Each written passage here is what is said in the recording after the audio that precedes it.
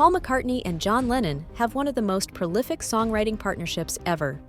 When the 1960s went on, they started writing. Following their romantic relationship, Lennon and Ono began to live together all the time. Bandmates were offended that he took her to record sessions with the Beatles. In the Beatles Anthology, McCartney stated, "Yoko had to be there for John now." Blame him.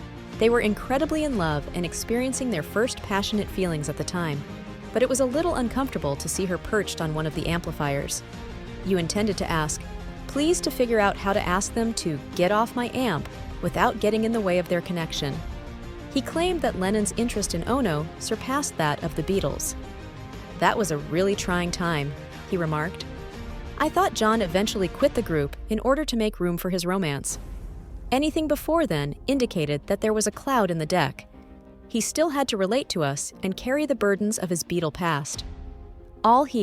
As following the Beatles' dissolution, John Lennon expressed his deep disapproval of McCartney and Harrison's treatment of Ono. They both expressed how annoying it was to have her in the studio.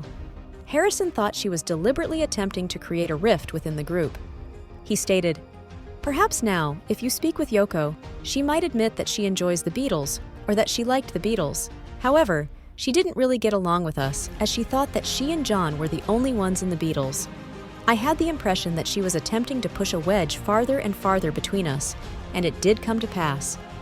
He acknowledged that blaming her for the band's dissolution would be unjust. Nevertheless, he thought she had contributed to their breakup. "She might have become the catalyst for speeding up that situation, whatever it was," he added, adding that, "We were all going." Although Lennon had a hard time forgiving McCartney and Harrison for how they had handled Ono. Furthermore, he thought it was absurd to hold her responsible in any way for the band's dissolution. Nevertheless, he acknowledged that he could see why their persistent presence annoyed them. "Suddenly, we were huddled together in a corner, laughing and whispering all the time." "What the hell are they doing?" exclaimed Paul, George, and Ringo at that moment. "What has become of him?" he asked. And I stopped paying any attention to them at all. Now, it wasn't intentional. I was just engrossed in and fascinated by what we were doing.